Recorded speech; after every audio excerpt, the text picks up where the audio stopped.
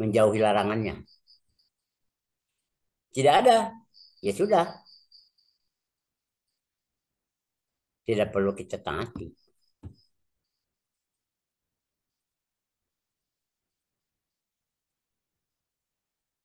Seperti misalkan di negara-negara demokrasi misalkan ada konstitusi yang dibikin oleh manusia.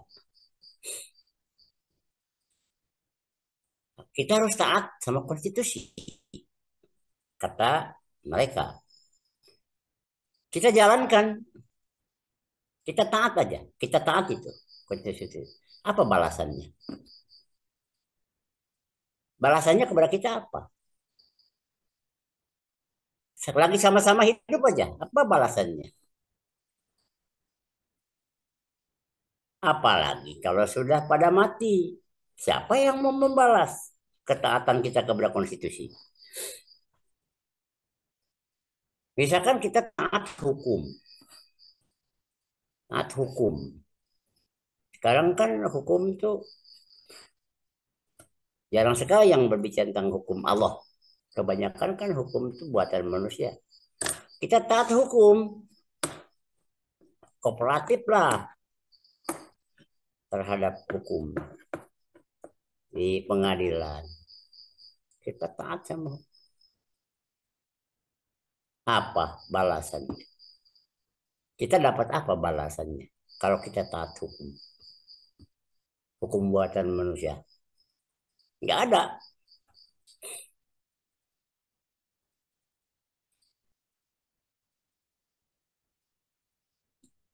Inilah makanya di dalam Islam itu diperkenalkan gitu oleh Allah itu aturan Islam itu aturan Allah itu apapun yang dilakukan oleh Anda, oleh manusia maupun jin, bentuknya apakah itu perintah Allah maupun itu larangan Allah, dua-duanya punya pahala yang sama. Menjauhi larangan Allah berpahala, menjalankan perintah Allah berpahala.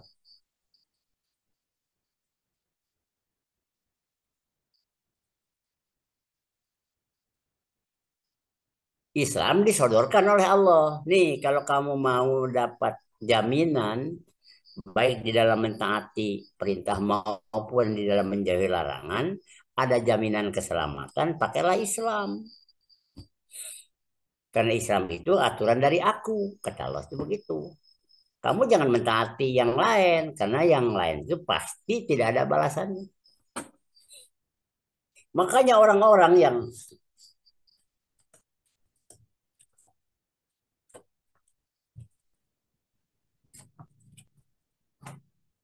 ngerti kepada ajaran Islam, kalau ditanya gitu, ceritanya, kenapa kamu tidak taat hukum? Yang ada nggak ada untungnya, nggak ada balasan. Apa? Kalau aku taat, kalau adil berdasarkan keadilan yang ditetapkan oleh kalian, apa aku ini dapat pahala? Ya enggak lah. Kita harus melaksanakan rencana, cita-cita. Tidak usah cita-cita sedikit, cita-cita bersama aja, cita-cita satu bangsa. Apa coba balasan? Untungnya apa? Beda dengan menjalankan perintah Allah. Perintah Allah tuh bab toharoh aja, potong kuku, jangan dipanjangin tuh kuku, potongin kuku. Karena takut dan najis masuk ke dalam kuku. Itu ada pahalanya. Hitan ada pahalanya.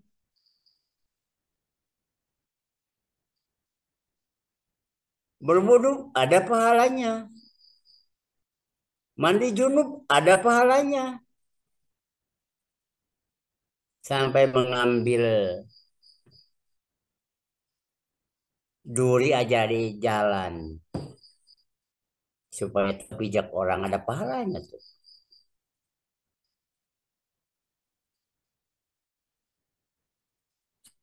Itu hebatnya Islam. Jadi segala perbuatan baik itu taat kepada Allah dalam bentuk taat perintah atau memang dia menjauhi larangan karena taat terhadap larangan itu, semuanya ada pahala. Puasa ya kamu itu Senin Kamis, walaupun sunat itu ada pahalanya. Usahakan ya jangan puasa di hari Jumat kecuali kalau kamu puasa Daud. Begitu langsung tidak puasa sunat di hari Jumat dapat pahala. Itu tidak puasa loh. Kecuali Daud katanya. Kalau puasa Daud kena kepada hari Jumat terpaksa puasa kan. Yang niatnya puasa Daud. Tapi sama-sama sunat.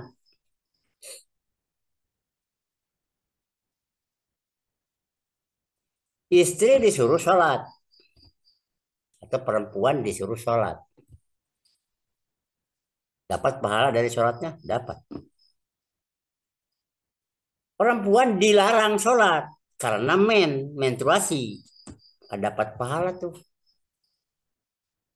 Berhenti sholatnya berpahala itu. Kenapa? Karena taat. Sholat taat kepada perintah Allah. Tidak sholat pun taat kepada larangan Allah. Itu hebatnya petunjuk dari Allah itu. Tapi kebanyakan manusia karena sifat manusia itu diciptakan oleh Allah itu. Dan niatnya memang Allah itu mau mengujinya, maka dikasih sifatnya itu namanya manusia itu tidak mau dilarang. Sehingga dikatakan innal insana layat manusia itu suka membawa hidup seenak dirinya, seenak udelnya itu manusia itu. Tapi kalau jin tidak mau diperintah. Sujud kamu kepada Adam, nggak mau aku. Oh timbul sombongnya.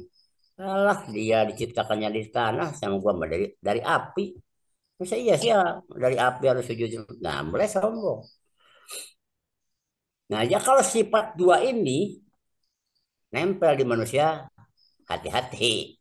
Nempel aja di kita. Mana sombong, mana serakah. Diperintah yang nggak mau, dilarang juga nggak mau. Assalamualaikum. Waalaikumsalam warahmatullahi wabarakatuh. Jadi, alhamdulillah. Yuk, dong.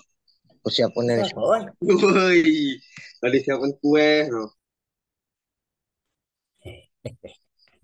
Siapa ini? Awas ya itu. Perintah nah, sekarang kita cerita tentang larangan Allah. Larangan Allah itu, tuan-tuan, adanya hanya di dunia. Perintah Allah pun hanya ada di dunia. Jadi dunia adalah tempat dan waktu ujian. Maka perintah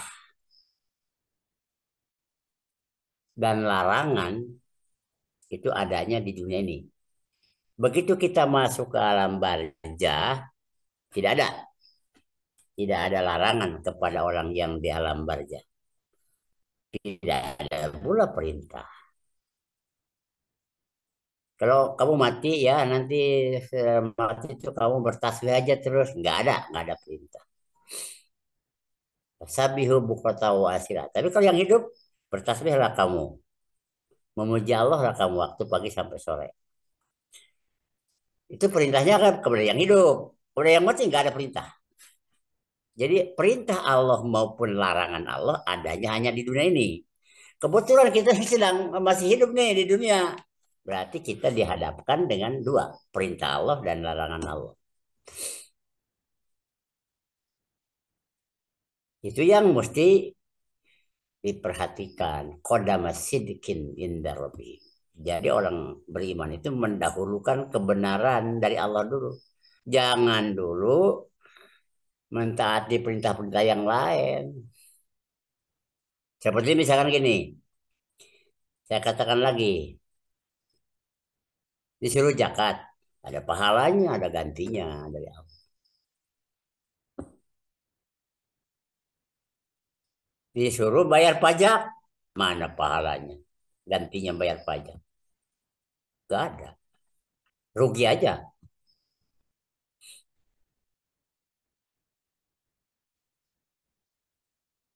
Bayar pajak, ya nggak ada pahalanya. Oh, saya pahala membayar pajak nih. Nggak ada, nggak ada pahalanya. Karena itu bukan perintah Allah. Tapi kalau perintah Allah, zakat, ya ada pahalanya, pahala zakat.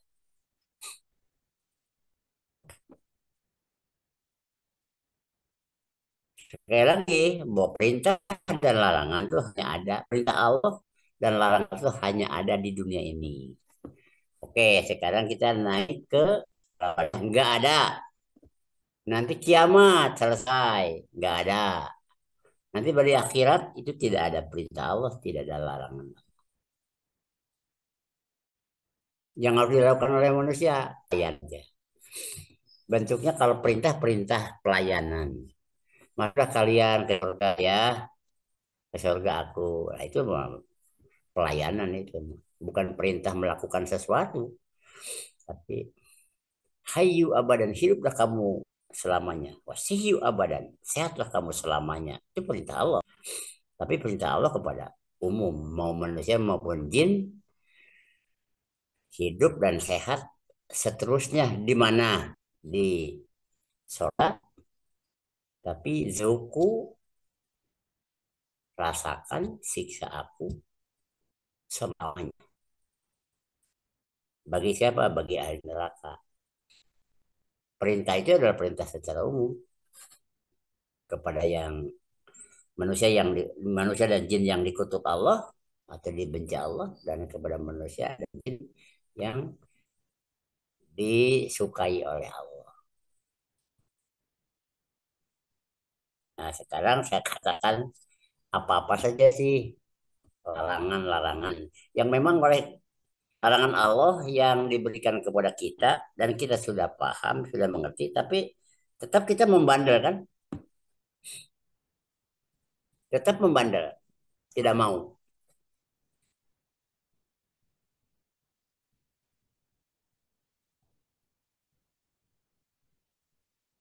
Yang pertama, perintah Allah itu suruh beribadat, dan larangannya tidak boleh beribadat kepada yang lain selain kepada Allah. Kita harus taat kepada Allah dan tidak boleh taat kepada selain Allah. Dari sisi aja udah repot kita nih. Kebanyakan yang ditaati itu kebiasaan kita, kemauan kita yang ditaati itu. Malah larangan-larangan Allah mah dilabrak aja. Padahal sudah saya katakan tadi bahwa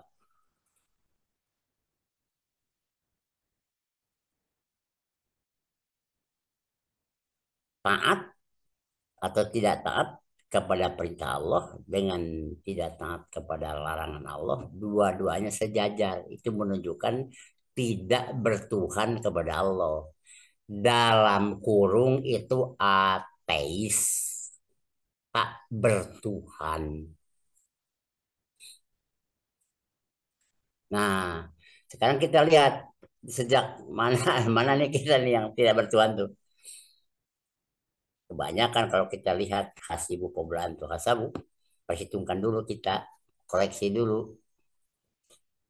Lebih banyak larangan-larangan Allah itu yang tidak ya diabaikan gitu. Larangan-larangan Allah diabaikan.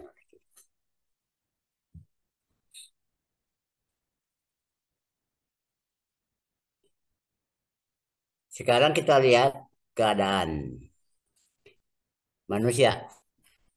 Pertama, larangan itu tidak boleh musyrik, tidak boleh menyekutukan kepada Allah, tidak boleh menganggap sama, dan kita bersikap sama menyikapi Allah dan menyikapi selain Allah, menyikapi aturan manusia dan menyikapi aturan Allah, tapi kitanya sama. Malah perintah manusia lebih diperhatikan daripada perintah Allah. Larangan dari manusia malah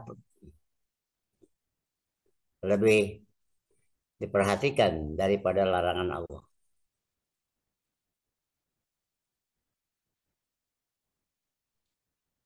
Kalau hal yang seperti ini kalau sudah terjadi, sudah kita seorang ateis, menjadi seorang ateis, alias tidak bertuhan kepada Allah. Pada prinsipnya yang memang ateis itu adalah tidak bertuhan kepada Allah.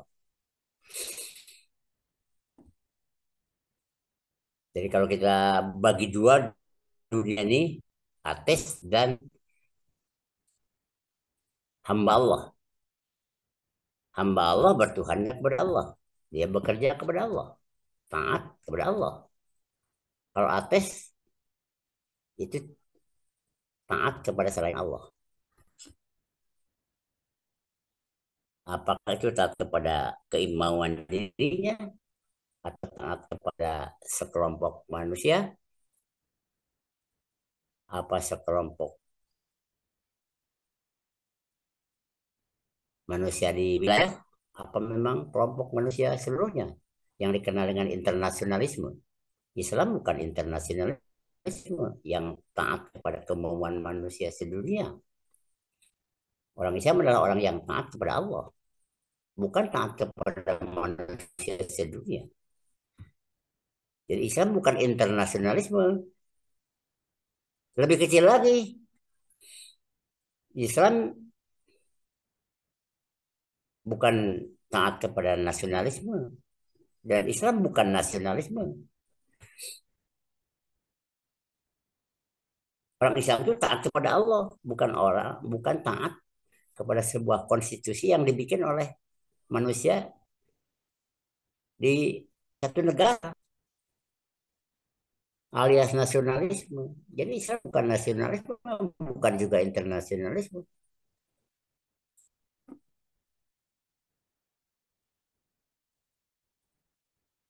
Sekarang kita lihat bahwa memang manusia itu sekarang ini menganggap enteng aja lah kepada Allah. Sehingga karena menganggap enteng kepada Allah, menganggap enteng kepada dirinya. Padahal dia juga tidak berani. Manusia tidak akan ada yang bisa memunculkan dirinya di dunia ini, nggak bisa.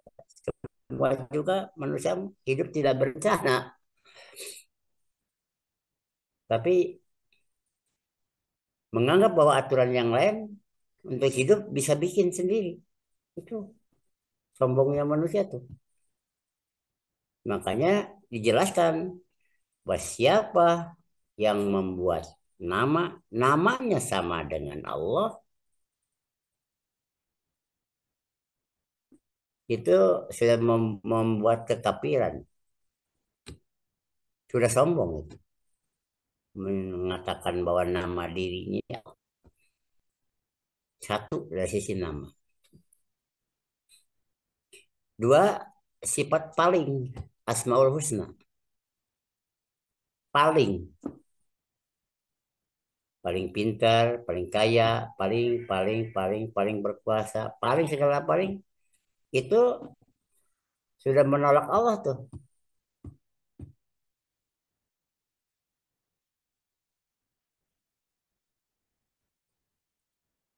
Paling. Allah tuh akbar, paling. Manusia besar boleh, tapi paling besar nggak boleh. Merasa paling besar nggak boleh.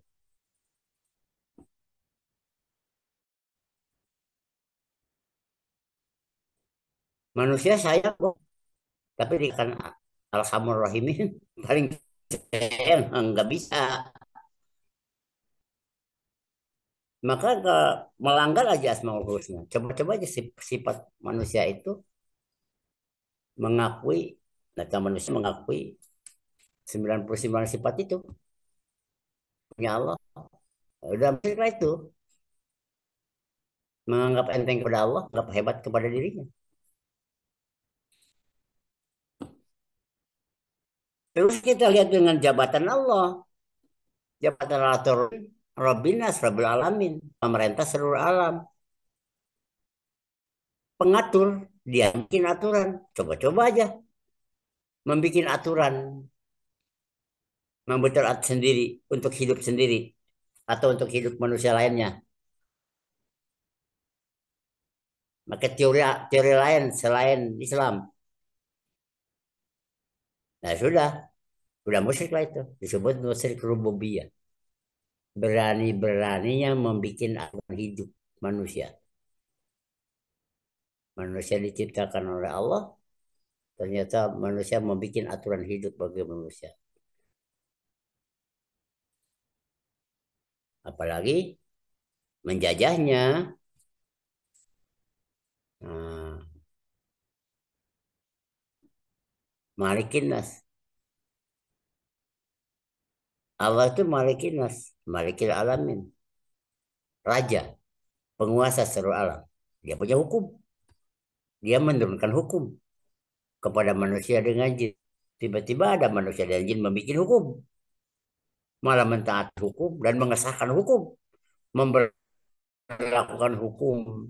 Ya, di wilayah kedaulatan hukum Allah. Yaitu di dunia ini. Nah, berabe, resiko. Bahaya itu. Bahaya berhadapan dengan Allah juga udah bahaya. Itu sudah jatuhnya apa? Musyrik rububiyah. Musyrik mulkiyah. Menganggap ada hukum lagi selain hukum Allah. Terus ilahin nas, idaman. Idaman alam semesta ini Allah. Pujaan alam semesta ini Allah. Terus kita bikin pujaan lagi. Atau kita membuat suatu kegiatan sehingga kita merasa hebat. Terus ingin mengundang pujian dari orang.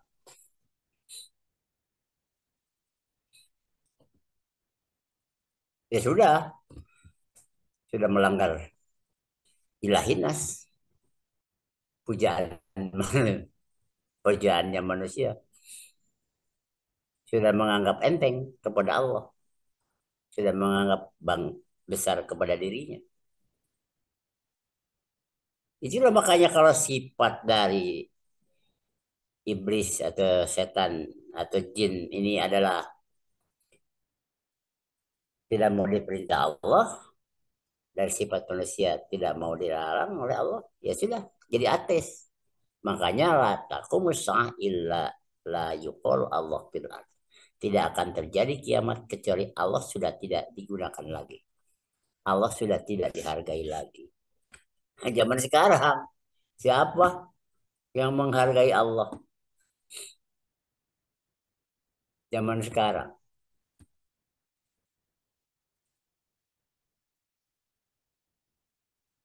ormas Islam atau partai Islam ada nggak? Atau ulama Islam yang berbicara hukum dari Belanda itu salah. Hukum yang benar adalah hukum dari Allah. Sanksi hukum dari Belanda itu salah. Ada nggak ulama yang sekarang ngomong begitu?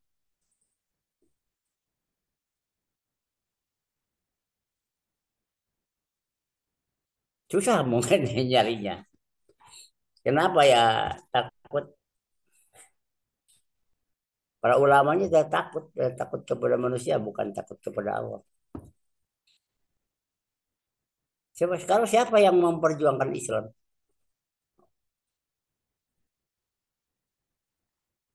berani mengeluarkan dana berapa juta triliun juga tidak masalah untuk agama. Ada nggak? Untuk Islam ada nggak? Nggak ada. Cari nggak akan ada. Tapi kalau menghabiskan bermiliar-miliar dolar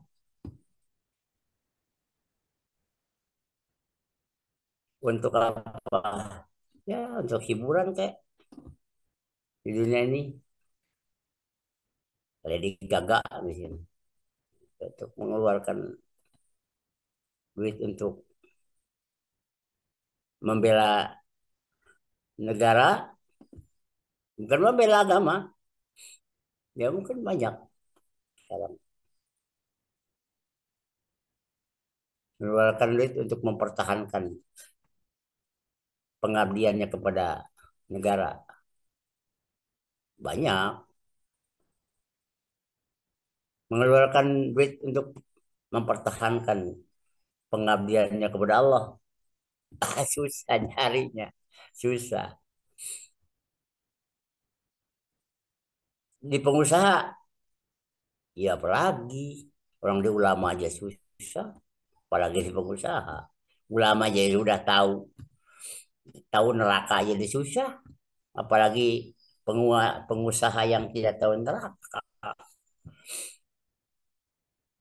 Nih, sekarang kan bisa buktikan betapa manusia itu sudah lupa kepada Allah.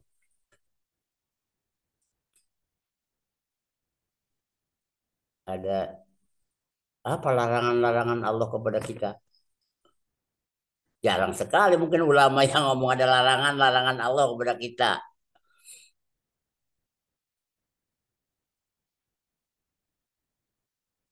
Perintah-perintahnya juga belum tentu tuh untuk manusia zaman sekarang. Larangan aja.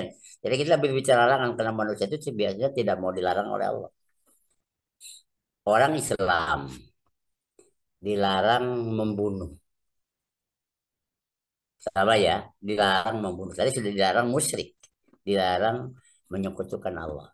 Buktinya masih aja mau menggunakan aturan dan hukum buatan manusia daripada hukum buatan Allah. Udah jelas musyriknya tuh. Dan musik dari sisi apa? Sisi itu. Sisi aturan, dari sisi hukum, dari sisi program hidup di dunia menggabungkan Allah. Ini bukan menggabungkan Allah di dunia ini supaya mendapatkan kemakmuran dan kesejahteraan. Orang Islam bu berencana untuk mensejahterakan bagaimana supaya di dunia ini adil dan sejahtera. Gimana? Gak ada itu acara acara umat Islam itu hanya ibadat kepada Allah, mentaati apa yang diperintahkan Allah dan menjauhi apa yang dilarang Allah itu aja. Tidak ada lagi. Ya apalagi kalau olahraga atau berseni itu mah bukan hanya tidak ada perintah, sekalipun tidak dijelaskan larangannya, tapi cuma bisa dipikir aja berpahala apa enggak. Kalau tidak berpahala ya udah tinggalkan. Membunuh sekarang ada yang membunuh kakek kepada cucu, ada cucu membunuh kakek atau nenek. Pembunuhan nih, yang kecil-kecilnya, pembunuhan di masyarakat. Padahal dilarang besar oleh Allah, dilarang berat, nggak boleh membunuh. Aborsi, membunuh anak, orang tua membunuh anak. Ada orang tua nyimpen bayi di karung, sudah disemutin, udah kena semut. Gimana tuh? Masalah pembunuhan ini, pemerintah membunuh rakyat Itu tidak aneh. Tidak aneh gitu. Pemerintah membunuh rakyat itu enggak aneh. Kalau rakyat membunuh pemerintah agak aneh, agak jarang. Tapi kalau satu golongan ke satu golongan atau satu pihak ke satu pihak, orang Yahudi kepada Islam, lihat setiap hari 25 manusia, setiap hari 25 manusia dibunuh oleh Israel. Pembunuhan. Padahal membunuh itu dilarang oleh Allah tuh. Terjadi dalam peperangan. Perang nggak ada lagi kecuali pembunuhan. Bunuh. Gara-gara apa? Ya gara-gara berebut tanah, berebut kemerdekaan, terus saling bunuh. Bukan memperebutkan agama bagaimana atau memperjuangkan agama karena diberontak oleh yang lain maka pemuda agama mempertahankan agamanya bunuh misalnya. Bukan begitu. Berebut batas. Ini masuk ke negara atau tidak. Kalau mau masuk ke negara oke. Kalau tidak masuk ke negara bunuh. Pembunuhan udah lain-lain gitu. Apalagi perang, kepentingan. Tiap hari mati. Mati yang dibunuh. Padahal membunuh itu dilarang. Bila hak kalau perintah Allah. Apa yang membunuh perintah Allah? Kalau orang membunuh, bunuh lagi. Itu perintah Allah tuh. Membunuhnya itu berpahala. Kalau misalnya Algojo membunuh orang yang membunuh, maka orang yang membunuh pertama adalah melanggar aturan Allah. Kalau yang Algojo setelah ditentukan oleh hakim, oleh jaksa, kata Algojo dieksekusi, mengeksekusinya dengan cara dibunuh.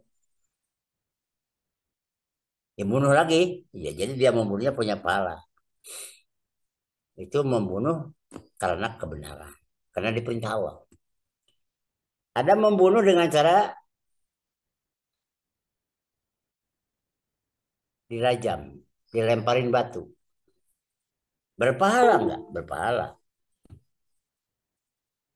Sekarang perzinahan, ada cucu menjinahi nenek. Ada ayah tiri kepada anak tiri. Ada saudara laki-laki kepada saudara perempuan. Ada anak SMP menjinahi guru.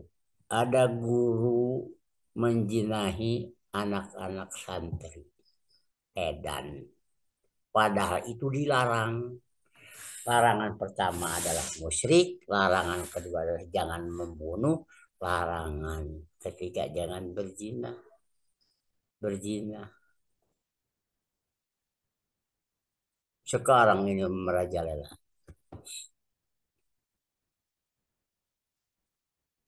Dilarang mabok. Karena mabok itu dekat dengan zina. Bagaimana pemerintah yang ateis, pemerintah yang tidak bertuhan kepada Allah? Dipersilahkan, mempersilahkan. Silakan saja minum, disiapin tempat minumnya. Boleh beredar minuman, tapi di tempat kamu. Wah, jangan sampai beredar di lingkungan umat Islam. Silakan aja. Padahal dosanya sama. Yang minum, yang menyaksikan orang minum. Menyaksikan aja dengan orang minum sama. Terus orang yang menjual minuman atau membayar mentraktir minuman bagi orang yang minum,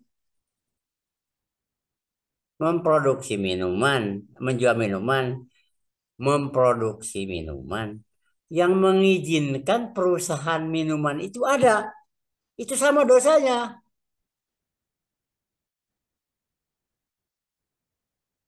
Sudah jelas dilarang. Tapi ya itu namanya manusia itu tidak mau dilarang oleh Allah. Semarah di mana-mana. Terus mati 4 orang karena oplos, minum oplosan. Dicampur dengan spiritus. Campur dengan racun, dengan baygon. Edan. Zaman sekarang ini.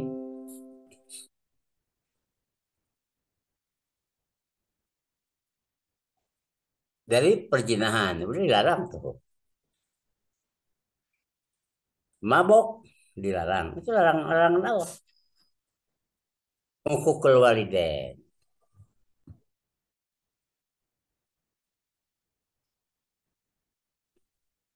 Menyakiti hati orang tua. Sekarang ini bukan macam-macam. Bukan macam-macam lagi sekarang ini. Orang tua sudah tidak dianggap. Kenapa? Karena orang tuanya juga membiarkan. Ya, mau apa?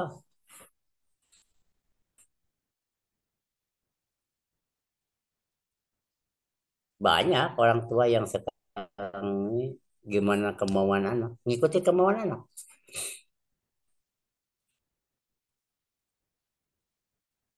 Anak pakai pakaian tidak berjilbab, tidak tertutup aurat. Oke-oke aja orang tua.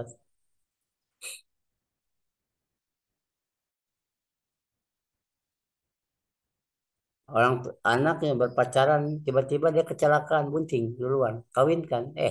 Cuek aja zaman sekarang.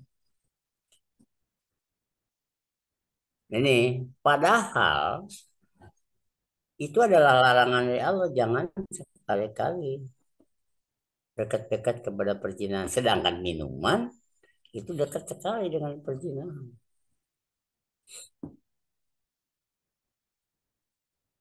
Terus saja dilokalisir. Nah, dosa melokalisir.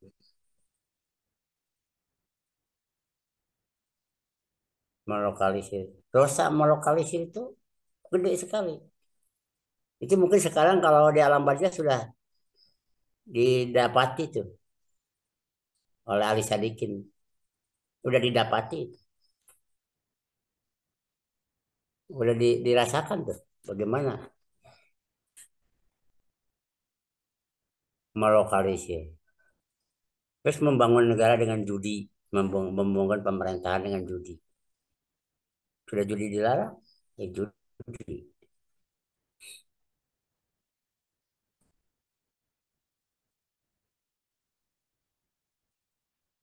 Malah judi disengaja supaya mendapatkan duit. Cari duit untuk dipakai ngebangun.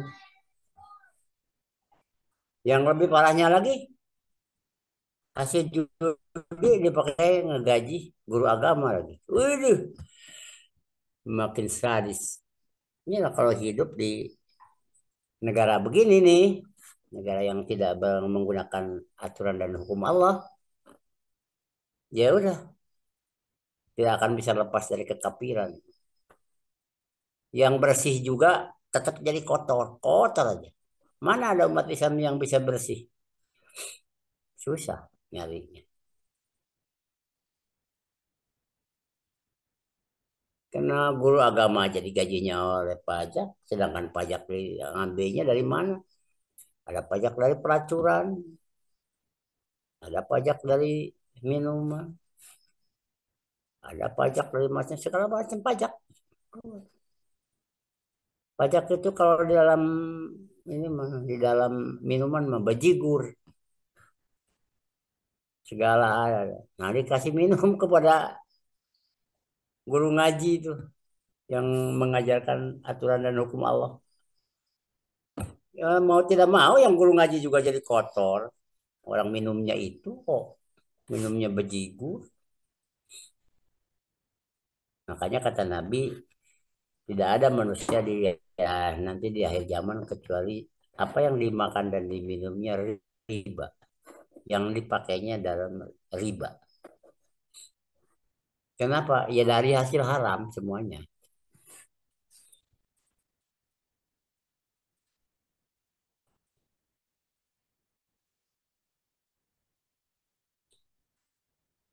Sab'ul mubikot, 7 dosa besar. Musyrik dilarang. Keduanya, membunuh dilarang. Sekarang berzina dilarang. Minum arak dilarang. Menyakiti orang tua dilarang. Menyakiti orang tua itu ya melakukan sesuatu yang melanggar agama. Contohnya misalkan begini. Orang tua kita sudah tidak ada, meninggal. Terus kita melakukan sesuatu kemaksiatan, melakukan sesuatu yang dilarang oleh Allah. Kita tidak mengira bahwa orang tua itu tidak sakit. Yang di alam kubur itu tidak sakit. Kita tidak mengira itu. Padahal itu online. Orang yang meninggal tuh melihat kepada orang yang hidup, kepada anak yang hidup. Kelihatan anaknya lagi berbuat maksiat, sedih orang tuanya itu di alam kubur tuh. Itu namanya menyakiti orang tua.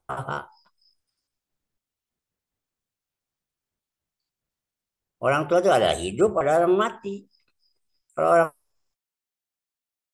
tua lagi hidup ya kita berbuat sesuatu maksiat. Kenapa? Karena itu dilaporkan sebelum malaikat itu melaporkan kepada Allah, dilaporkan dulu amal perbuatan anaknya itu kepada orang tuanya yang udah mati di alam barzah. Nih, pekerjaan anak kamu tuh di dunia ini gini nih. Lihat nih, perbuatan anak kamu di dunia nih.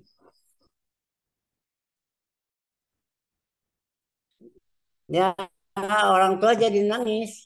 Anak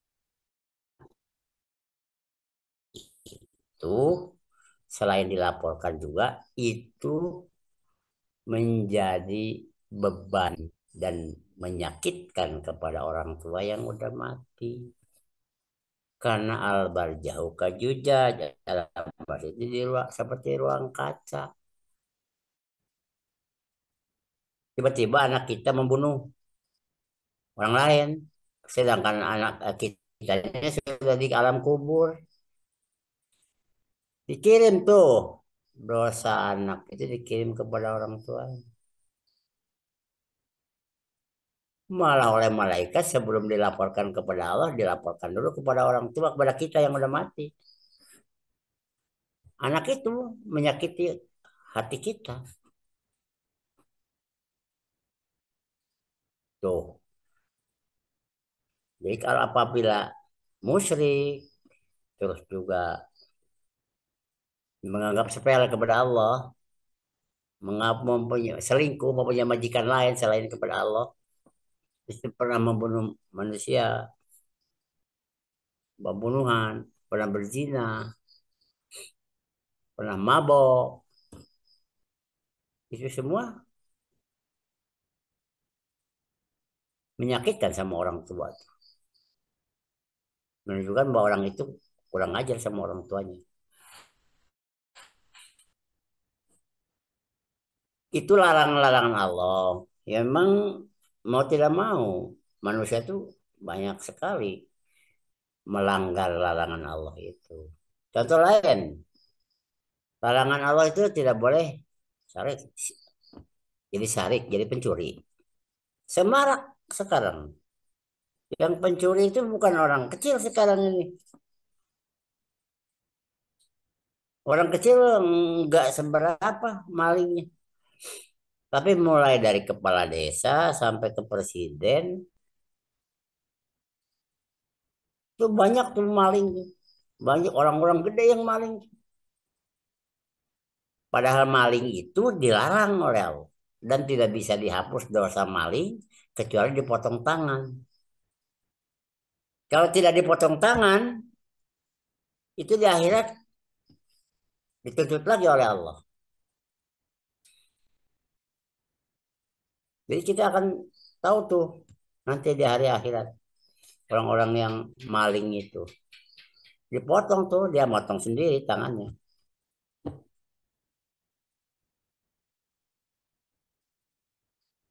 Itu kalau saya makanya jangan sekali-kali kita taat kalau bukan kepada Allah.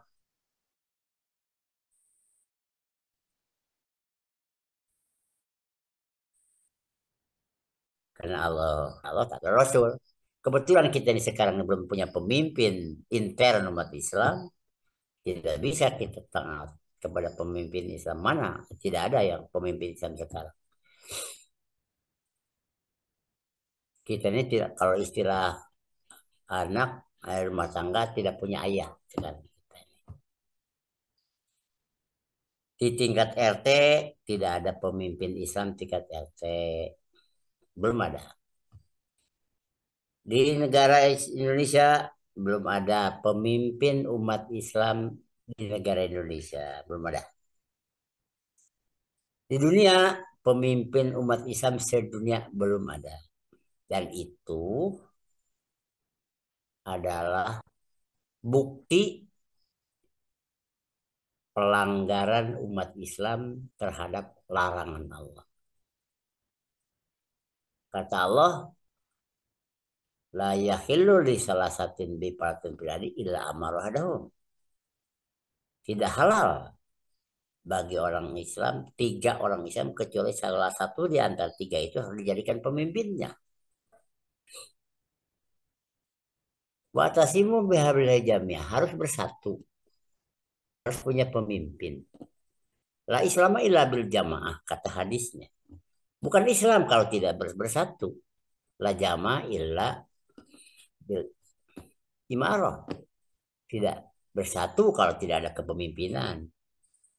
La imarah illa bil imamah. Tidak ada kepemimpinan kalau tidak ada pemimpinnya.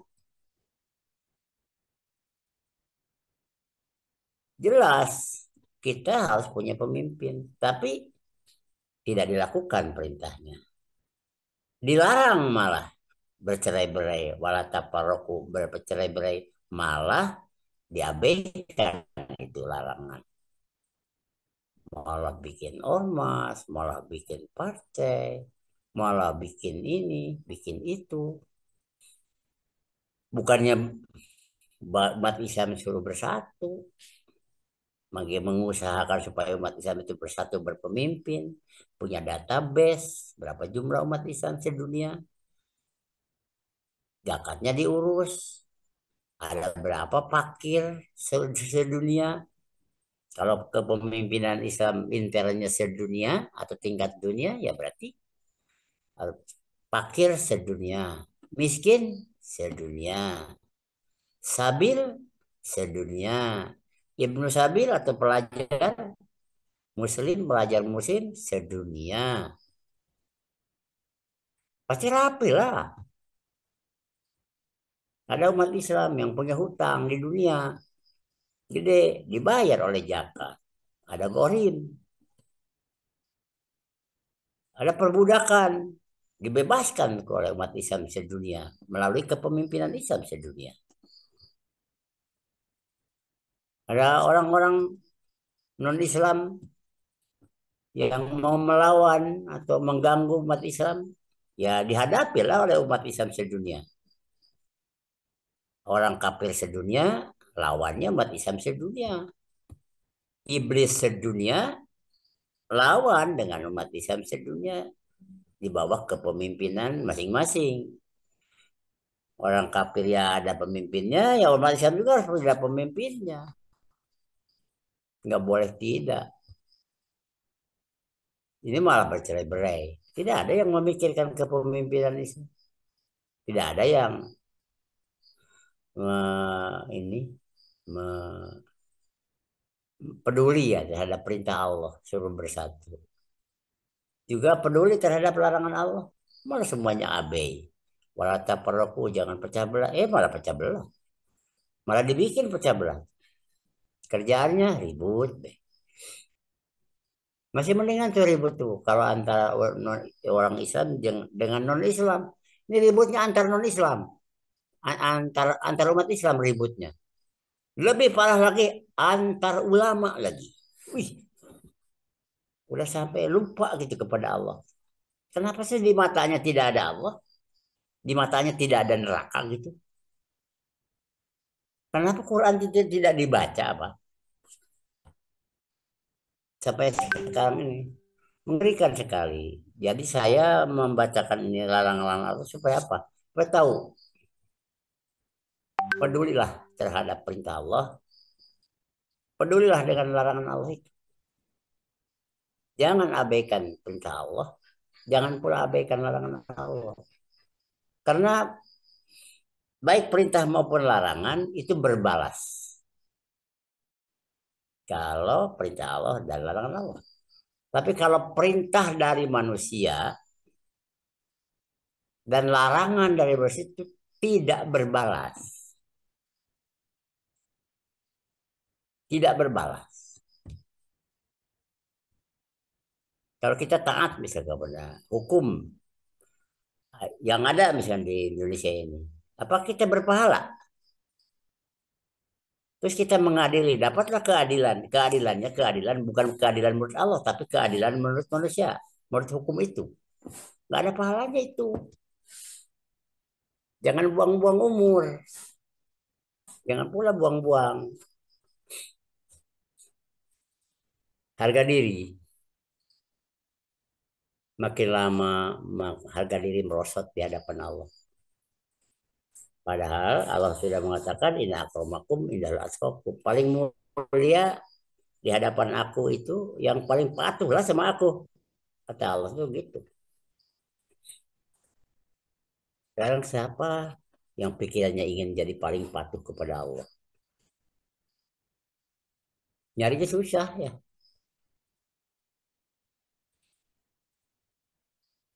Ini ini saya katakan apa larangan Allah. Banyak sih larangan-larangan Allah itu yang berkaitannya bersifat perdata. Yang perdata banyak larangan-larangan Allah. Jadi artinya kalau perdata itu tidak dihukumi pidana di dunia ini.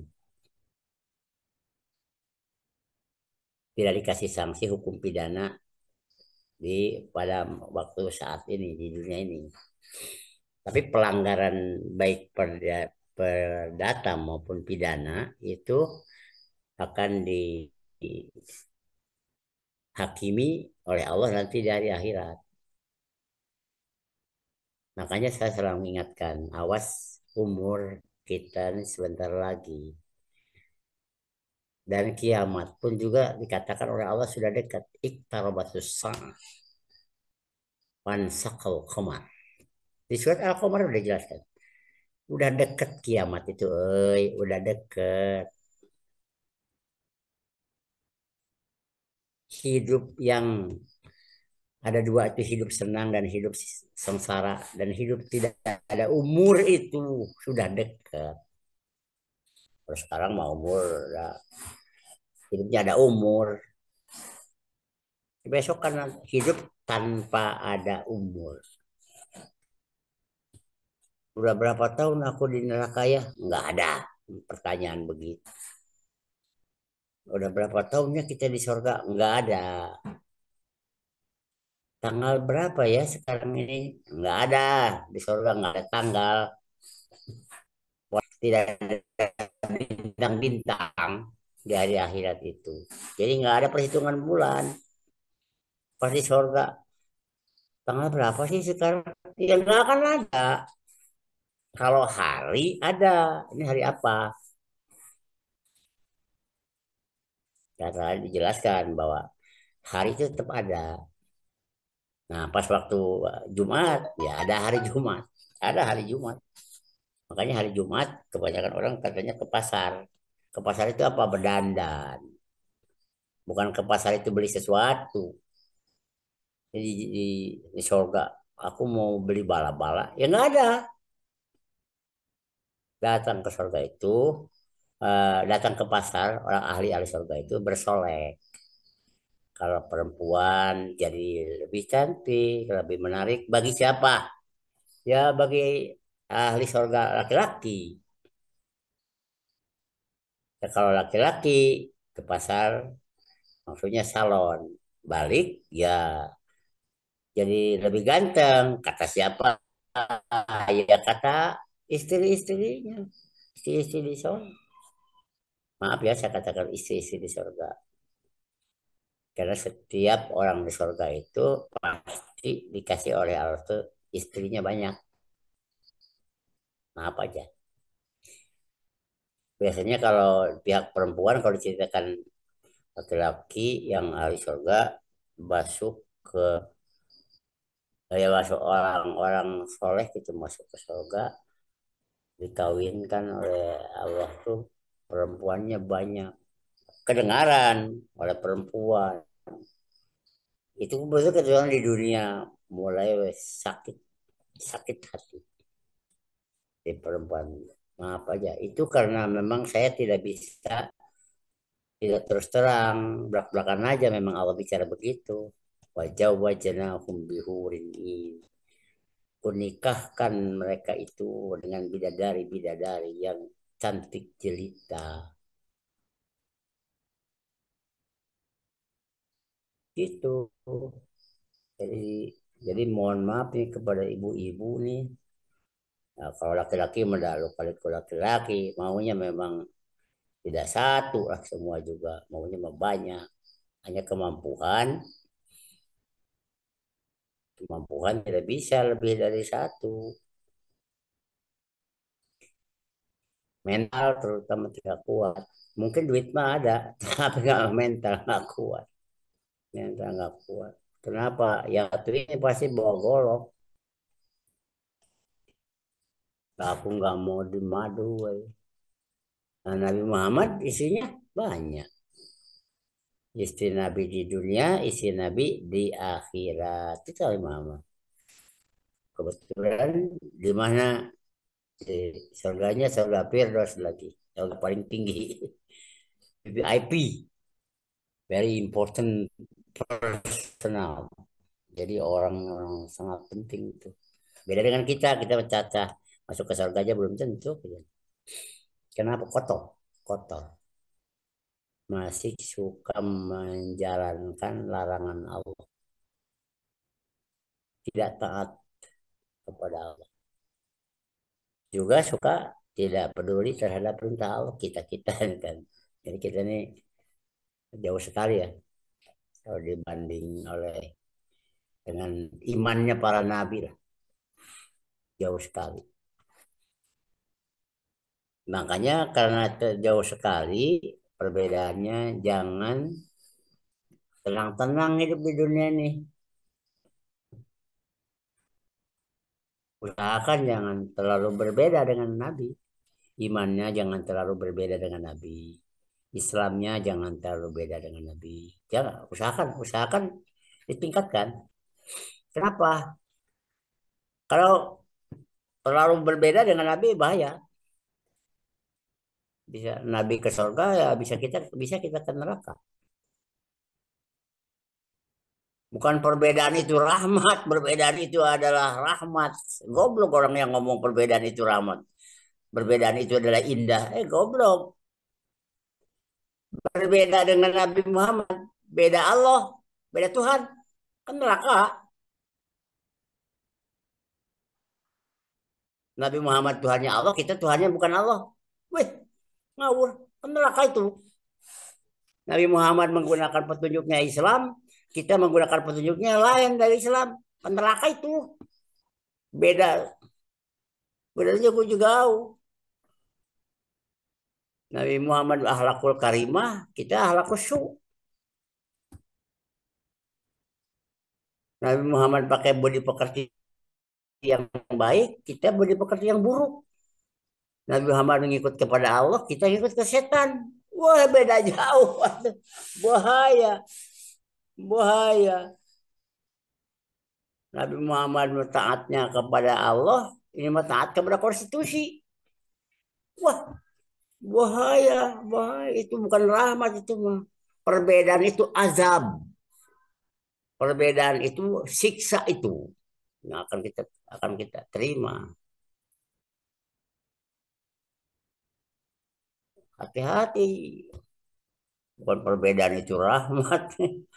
Perbedaan itu mah adab. Berbeda dengan Nabi Muhammad. Berbeda Tuhannya. Berbeda aturan hidupnya. Berbeda sikap dengan Nabi Muhammad. Beda iman. Beda Islam. Wah, bahaya. Bahaya itu bahaya. Jangan sekali-kali. Kata Nabi, in kuntum tuhibun Allah, fattabi'uni. Kalau memang kamu tuh suka kepada Allah, ikuti gua. Tidak ada yang paling suka sama Allah kecuali gua, kata Nabi Muhammad. Jadi kalau lu memang suka sama Allah, ikuti gua. Gua paling suka kepada Allah. Kalau kamu mau patuh kepada Allah, ikuti gua. Tidak ada yang paling patuh kepada Allah kecuali gua. Itu maksudnya. Jangan beda dengan Nabi Muhammad, bahaya. Nah, dalam kaitan dengan larangan Allah, lihat Nabi Muhammad apa sih yang dilanggar oleh Nabi Muhammad, larangan-larangan Allah kok nggak ada. Oh, terus kita banyak sih melanggar larangan-larangan Allah. Beda lah dengan Nabi Muhammad. Udah jelas. Nabi Muhammad ke surga, kita pasti ke neraka. Itu yang saya pikirkan. Makanya kita benar walau bisikin tamrin.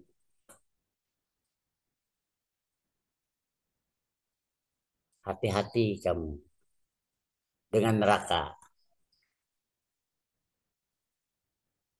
Cegah kita tuh jangan sampai ke neraka walaupun dengan sepotong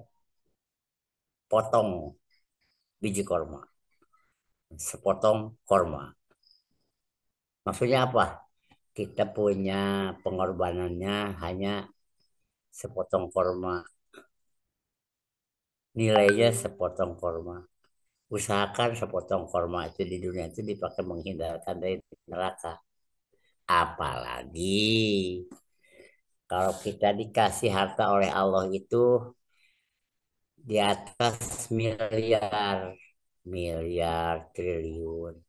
Itu paling bagus kalau dipakai menghindarkan diri dari neraka. Bagaimana caranya? Duit aku ini supaya membuat aku tidak masuk ke neraka. Nah, itu hebat. Itu hebat, iman hebat. Aku sudah banyak nih duit. Bagaimana supaya aku tidak ke neraka? Melalui duit aku ini. Nah, itu berarti orang hebat itu. Dan susah nyari orang seperti itu. Menghindarkan neraka dengan duit. Jarang, jarang sekali ada zaman sekarang. Malah bagaimana supaya cepat ke neraka dengan duit? Oh, itu banyak. Cepat ke neraka dengan duitnya. Duit bertriliun-triliun tapi cepat ke neraka. Oh, banyak bener. Tapi kalau menghindarkan dari neraka dengan duit yang diberikan Allah kepada kita, susah amat. Susah, susah sekali.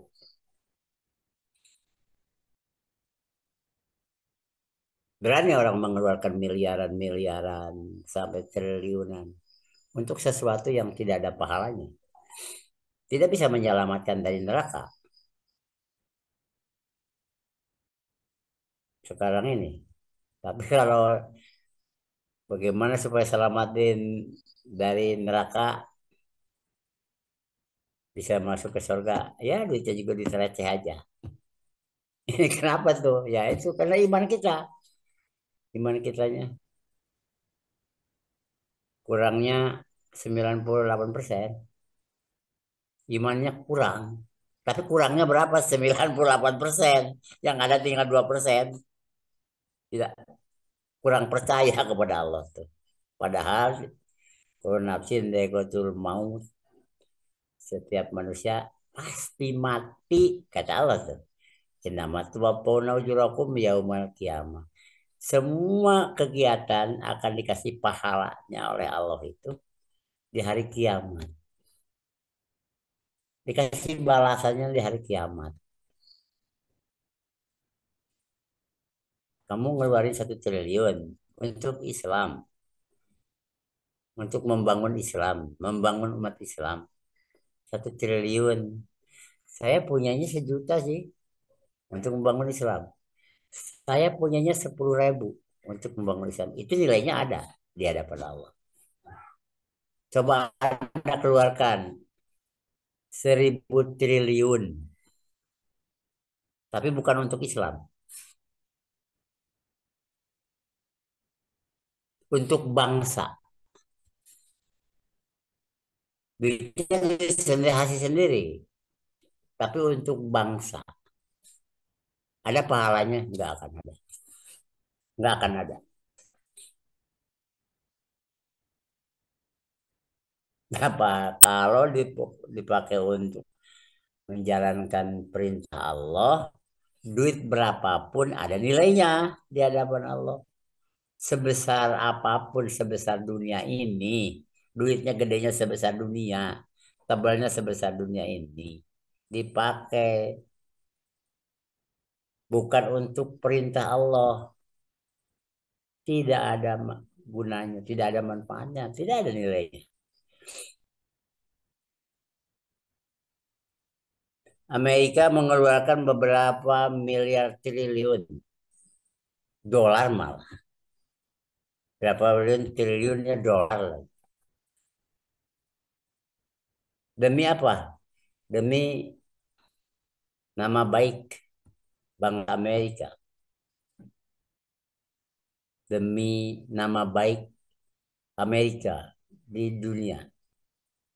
Ada nggak pahalanya mengeluarkan uang sebanyak itu? Mengeluarkan pengorbanan sebegitu. Dan mereka pada mati. Ada nggak?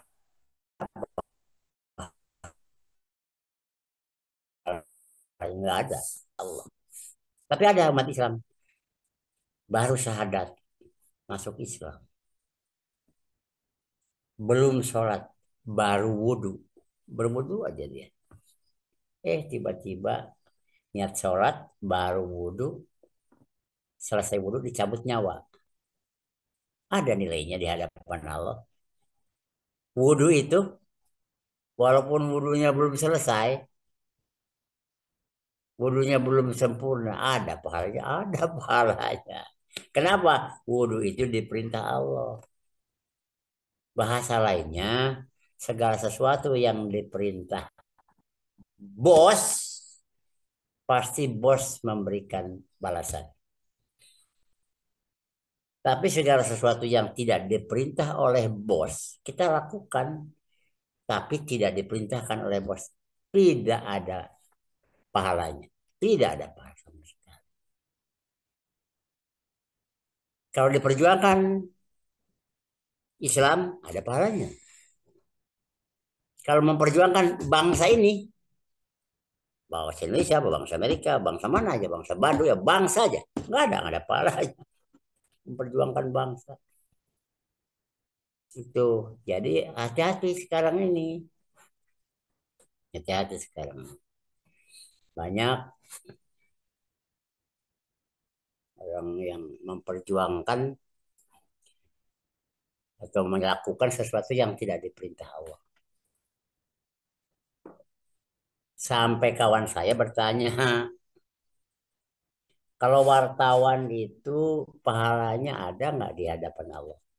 Wartawan, orang yang menceritakan longsor, eh, lahar dingin dari Semeru kepada kita, kan pakai wartawan. Ada orang nanya, Pak, ada pahala nggak gitu di hadapan Allah? Orang yang melaporkan itu, wartawan. Jawaban yang jujur ya nggak tahu. Tidak tahu jawaban jujur. Tapi kalau jujur benar, orangnya benar, nggak ada pahalanya. Nggak ada pahalanya. Ada begini orang mengumumkan, wartawan mengumumkan Presiden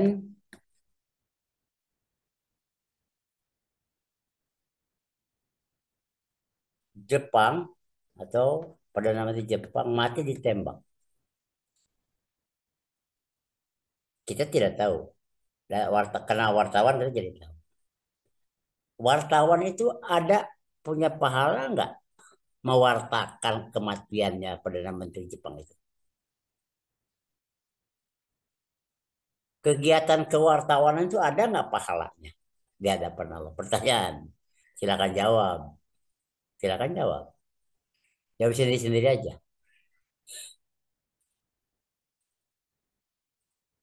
Jawab sendiri-sendiri aja. Itu kan perintah Allah apa enggak? Gitu kan.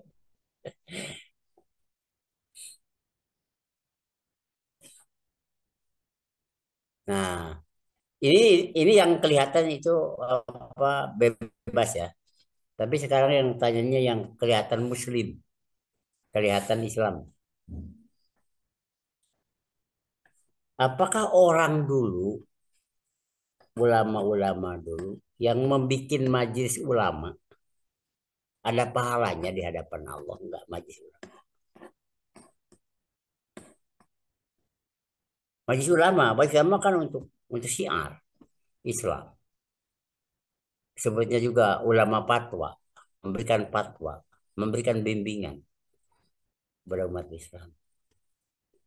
Apakah orang-orang yang membuat majelis ulama di Indonesia nih dikasih pahala nggak oleh Allah? Termasuk amal soleh nggak? Harus pinter, harus pinter nanya tuh. Ahmad Dahlan membuat kegiatan dinamain Muhammadiyah. Kegiatannya memang kelihatannya Islami, bergerak di bidang pendidikan dan sosial. Apa ada kira-kira pahalanya di hadapan Allah? Dengan menamakan gerakannya pakai nama Muhammadiyah. Ada nggak kira-kira? Ulama Islam bangkit di Indonesia ini. Dipimpin aja oleh Hasyim Asy'ari. Bikin aja Mas Ari. NU, Nahdlatul Ulama. Terus ada nggak pahalanya membuat Nahdlatul Ulama itu di hadapan Allah? Memang Allah nyuruh nggak membuat Nahdlatul Ulama? Itu harus jadi pertanyaan. Biasanya kalau orang-orang cerdas suka nanya begitu. Ada pahalanya enggak? Karena setiap yang diperintah Allah itu ada pahala. Menjauhi larangan Allah itu ada pahala. Kalau yang begini ini disuruh kan enggak. Dilarang kan enggak. Atau memang dilarang iya. Ini tidak disuruh nih bikin ada pahalanya enggak. Nah itu harus dijawab itu.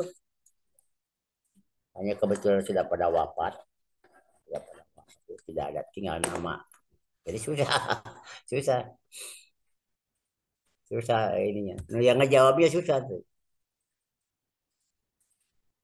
Yang pasti itu tuh sesuatu yang tidak diperintahkan. Tapi kalau bersatu, umat Islam bersatu, perintah Allah. Jangan bercerai-berai, perintah Allah. Harus berpemimpin, intern. Intern umat Islam harus berpemimpin, perintah Allah. Jangan lintas agama bikin kepemimpinan tuh. Di dalamnya kepemimpinan itu ada orang Kristen, ada orang Hindu, ada orang Buddha. Itu, tidak. Itu bukan intern namanya. Cuma dilarang oleh Allah. Malah surat sajalah kita dengar di ujungnya kan. Fa'arid anhum. Kamu harus berpaling dari orang kafir itu. Wantadir. Tunggu aja. Innahum muntadirun. Sesungguhnya mereka itu ditunggu. Sedang ditunggu oleh Allah. kamu harus memisahkan diri dari orang-orang kafir. Apalagi dia bikin kepemimpinan yang campur gitu lintas. Itu mau dilarang oleh Allah. Makanya sekarang kan banyak partai lintas agama. Wih, hebat. Gagah rasanya ya. Lintas agama. Partai karena agak beda agama kan beda beda Tuhan. Lintas Tuhan. Partai lintas Tuhan. Ya Tuhan ya kepada siapa saja bolehlah pokoknya masuk ke dalam partai aku. Oh, bahaya itu bahaya. Makanya baca lagi coba Quran itu baca. Saya mengharapkan Anda baca lagi. Sudah saya tamat, saya baca. Coba perhatikan karena manusia itu aja kita-kita ini adalah sangat abai terhadap larangan Allah dan sifat manusia itu tidak mau dilarang Allah. Coba kumpulkan di Quran, sementara di Quran aja. Terus di hadis. Tapi kalau sementara sekarang ini Anda tidak bisa memperhatikan hadis karena memang tidak kebeli, Anda itu tidak bisa membeli hadis karena hadis itu banyak dan memang duitnya juga gede dan Anda memang tidak kebeli hadis itu kitab-kitabnya apalagi hadisnya yang berbahasa Arab langsung bukan hanya tidak kebeli tapi tidak ngerti.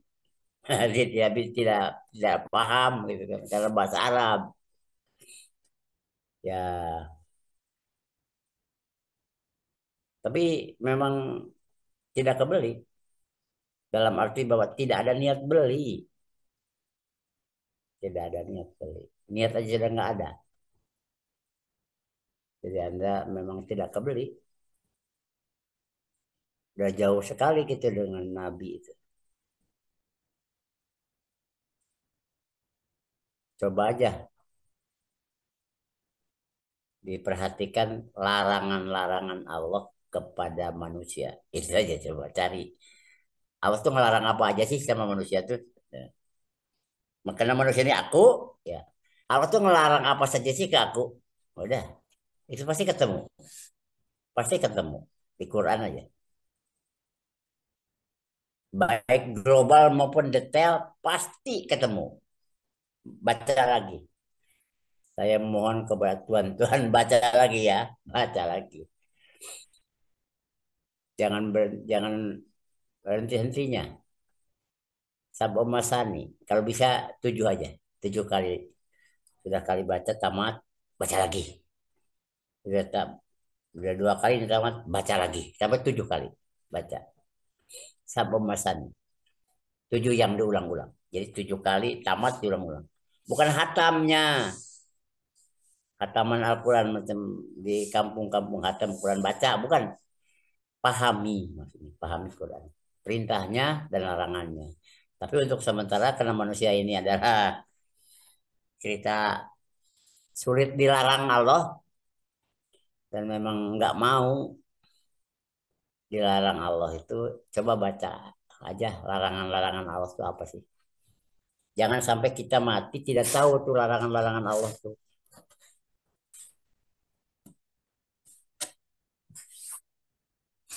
Minimal kita sudah bisa mengetahui larangan-larangan Allah sehingga kita punya rambu-rambu dalam hidup. Oh ini nggak boleh, oh ini nggak boleh, oh ini nggak boleh. Kata Allah nggak boleh. Walaupun amal soleh kita masih belum sempurna, tapi kita sudah tahu larangan-larangan. Rambu-rambunya udah tahu. Hidup di dunia ini. Jangan keburu mati, keburu mati. Bahaya keburu mati.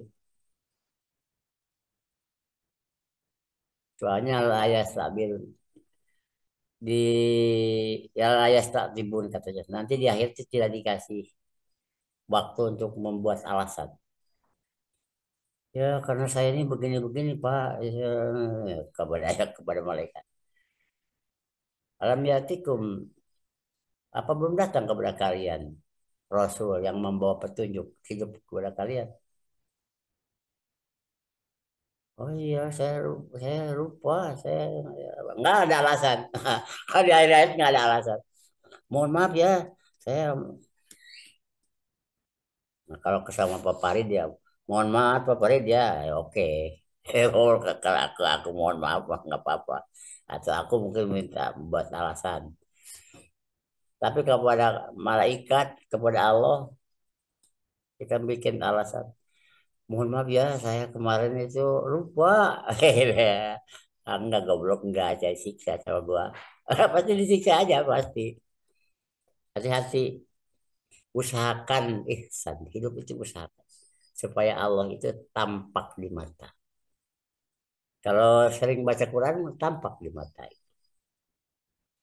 Bos kita itu tampak gitu.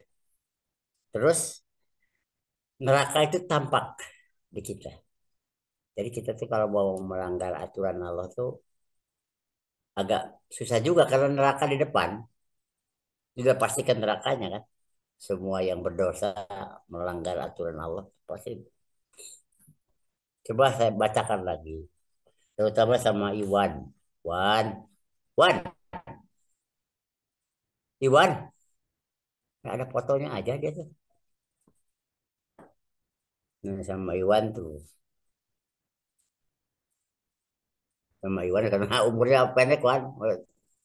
Bentar lagi Iwan tuh umurnya pendek.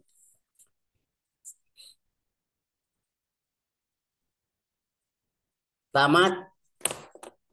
Sodakolah ini mas sodakol kalam kita jam 10 kurang 8 nih di sini. Iwa, Siapa? oh kedengaran ya. Kedengaran, Pak. Hmm.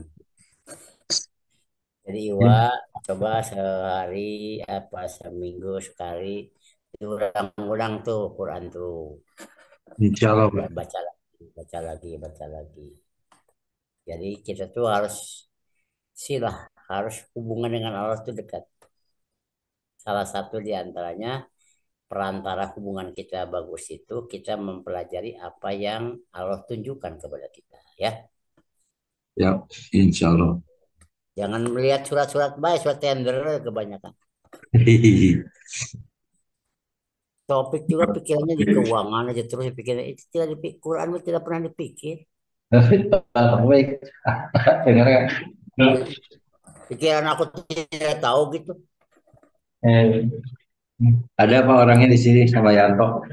Iya, coba coba Yanto. Yanto juga ada jarang ngaji. Sekali baca Quran itu sendiri baca.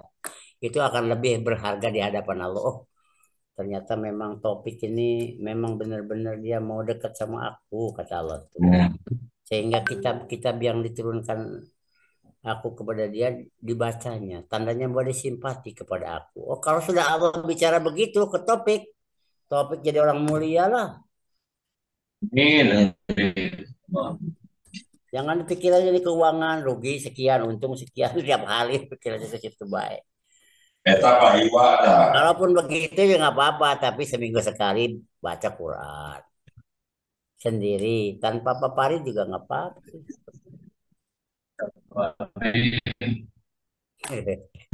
Sudah kalau lagi mau sudah kosong tadi. Mohon maaf ya karena aku nih tidak merasa siapa kecuali aku nih teman. Aku ingin berteman di dunia sampai teman di surga. Hanya itu. Aku ingin sekali kalau kita bersahabat itu seperti Nabi Muhammad dengan Abu Bakar. Suhbah sahabat di dunia dan sahabat di surga. Amin. Itu. Buat apa juga sahabat di dunia tapi di sana bermusuhan di yang satu di neraka yang satu di surga itu amit-amit jabang bayi kan.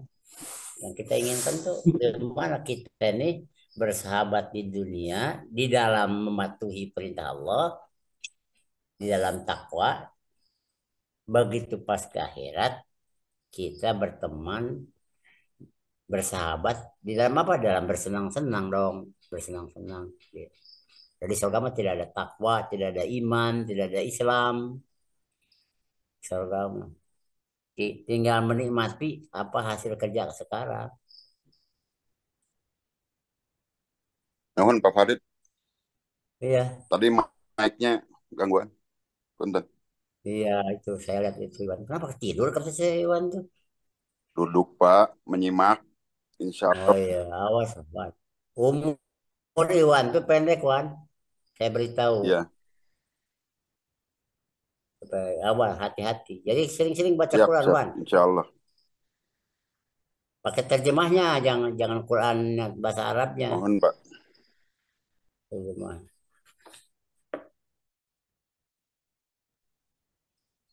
Assalamualaikum Pak Haji, mau nanya Pak Haji. Musalah. Pak Apa Haji gitu? mau nanya, kalau kan kalau orang di luar Islam itu kan kalau di Islam itu kena pajak gitu ya Pak Haji ya. Hmm. Itu pembagiannya sama kayak zakat nggak kalau pembagiannya itu di Bagian untuk itu. Islam?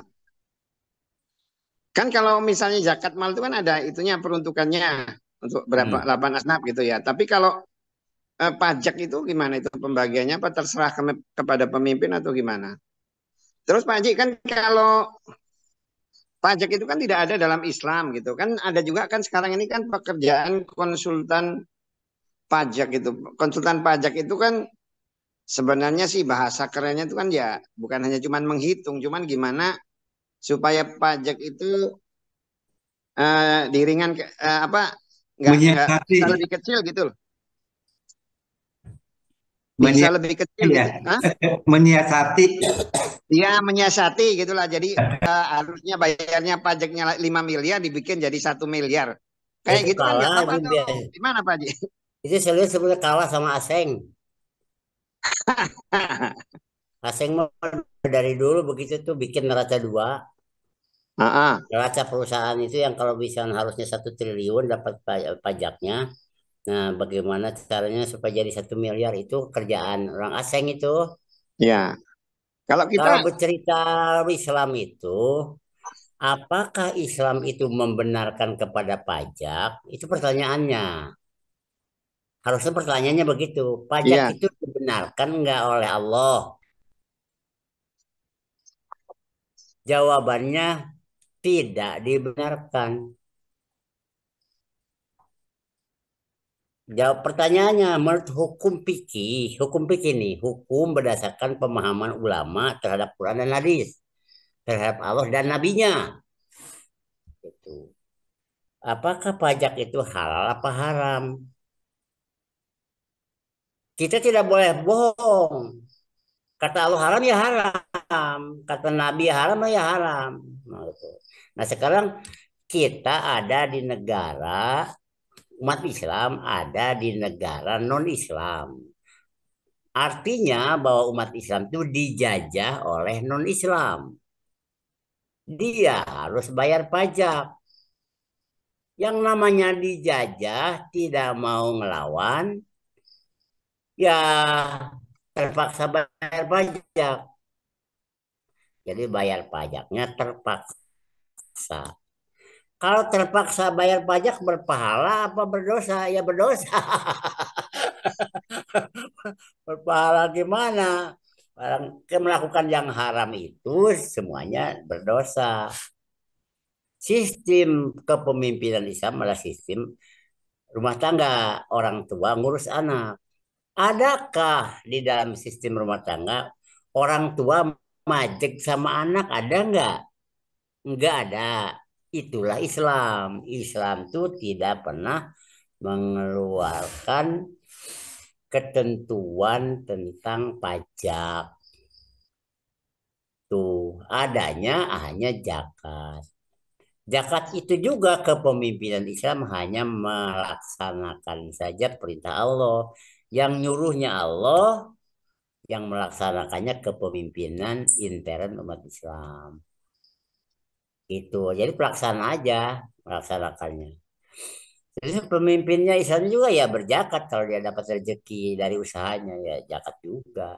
Semua pada zakat. Walaupun dia menjadi pemimpin dia zakat. Berbeda mungkin dengan di negara perpajakan. Kalau pemimpin tidak bayar pajak, mungkin. Apalagi penagih pajak, mungkin nggak bayar pajak dia. Itu. Tetap aja. Kita tidak boleh bohong dan kita di hadapan Allah. Kalau kata Allah pajak haram ya haram. Jangan sekali-kali mengatakan kita halal karena di depan pegawai pajak. Terus gimana kalau kita menjadi pegawai pajak? Ya pertanyaannya. Kalau mengerjakan di tempat yang haram gimana? Kalau kita misalkan hidup di mana di kandang babi, kita jadi pemelihara babi, kita jadi pegawai, tapi pegawai di peternakan babi. Nah, dapat pahala apa dapat dosa? Ya dapat dosa lah. Itu jujur aja harus jujur.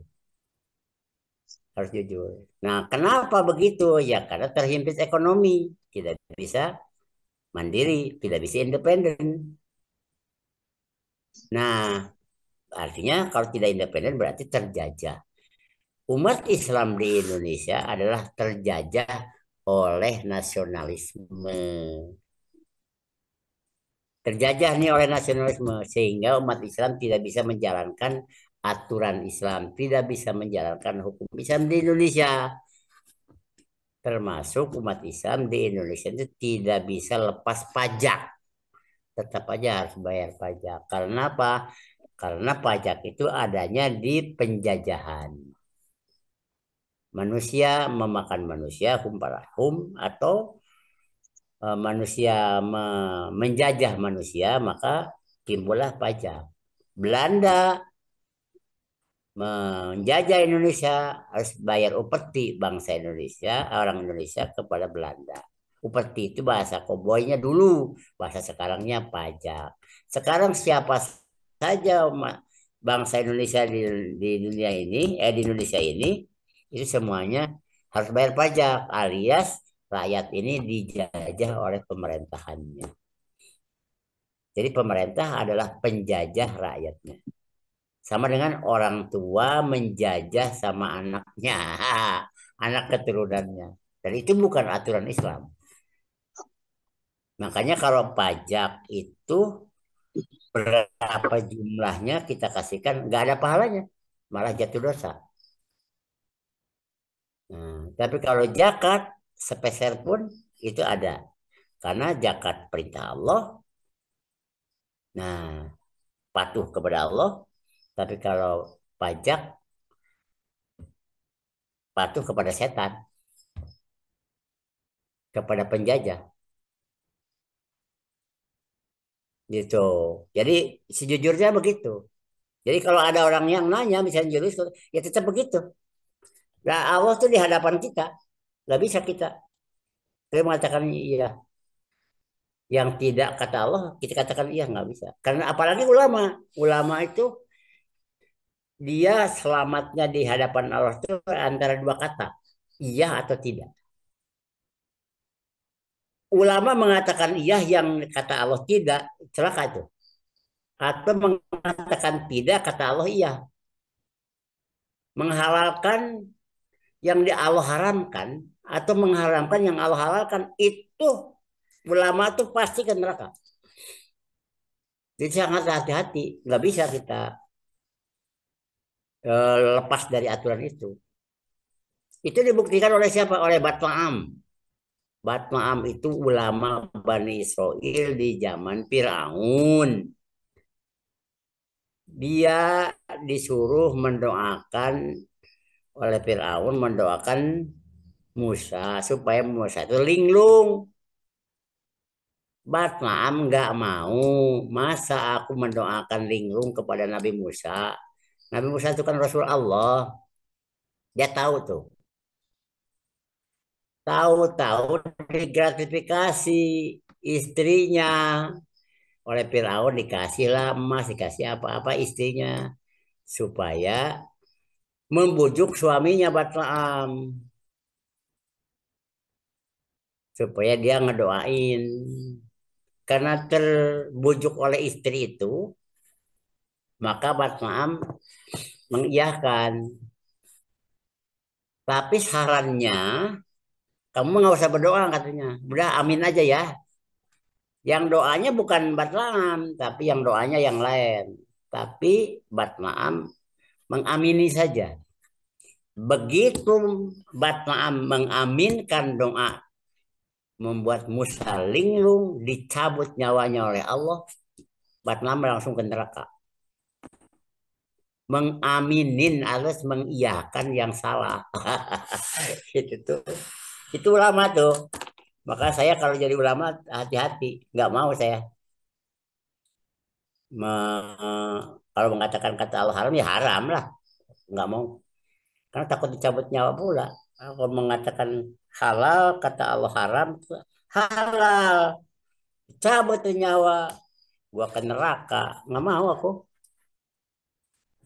Nggak akan menjual nama diri aku ke neraka. Dengan harga apapun. Dengan dunianya pun nggak akan dijual.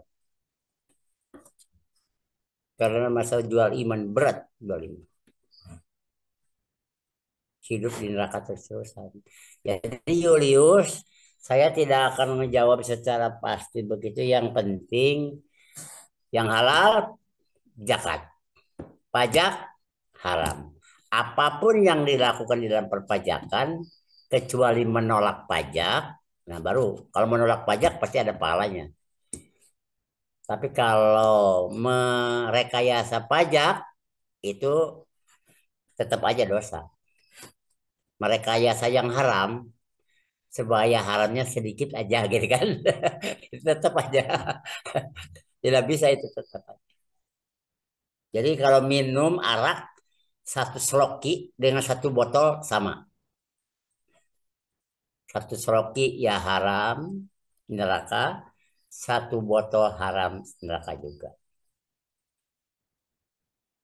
Itu ilmu dan tidak boleh disimpangkan itu ilmu. Jadi sekarang pikirkan aja bagaimana kalau bisa supaya tidak bayar pajak ya bersatulah umat Islam seluruhnya. Berikan pengumuman bahwa kami umat Islam dilarang membayar pajak. Tapi harus bareng-bareng umat Islamnya, jangan satu-satu. Kalau satu-satu mah nanti diketok palunya tuh oleh pemerintah. Tapi kalau bareng-bareng mah ya enggak mau ngetok pemerintah juga. Oke ya, begitu Julius ya. Ya Pak Haji, terus itu Pak Haji kan yang orang luar Islam kan bayar pajak ya Islam itu pembagiannya sama kayak zakat malah atau apa kayak mana? Perhitungan ininya. Pajak itu di dalam Islam nggak ada. Jadi tidak ada sih non-Islam bayar pajak ke kita, tidak ada. Kalau misalkan negaranya itu atau wilayahnya dalam dalam kepemimpinan Islam ternyata di dalamnya ada kafir zimi, orang kafir tapi dijamin disebut kafir zimi dan tidak memberontak kepada umat Islam, dia patuh aja kepada aturan Islam, tapi dia tidak mau menjadi orang Islam. Diamnya di wilayah yang udah dikuasai oleh umat Islam. Nah, dia disebut dia harus memberikan apa namanya jizyah, pajak. Pajak itu bentuknya kontrak, seperti rumah kontrakan. Nah, jizyah ini dimasukkannya bukan ke Baitul Mal, bukan. Jizyah itu juga bukan dimasukkan ke dalam zakat, bukan. Itu tersendiri. Biasanya jizyah itu suka dimasukkan untuk senjata biasanya. Untuk melengkapi pembelian senjata untuk siap-siap kalau non-Islam itu menyerbu Islam. Jadi diberikan senjata, diberikan panah, diberikan itu zaman dulu diberikan tombak, diberikan perisai, itu paling gitu. Umumnya seperti itu. Kalau jizyah nggak dikasih makan sama umat Islam, nggak dimasukkan ke dalam zakat, nggak. Jadi jizyah yang diterima oleh Nabi tidak dimasukkan ke Baitul Mal. Oke, Julius gitu.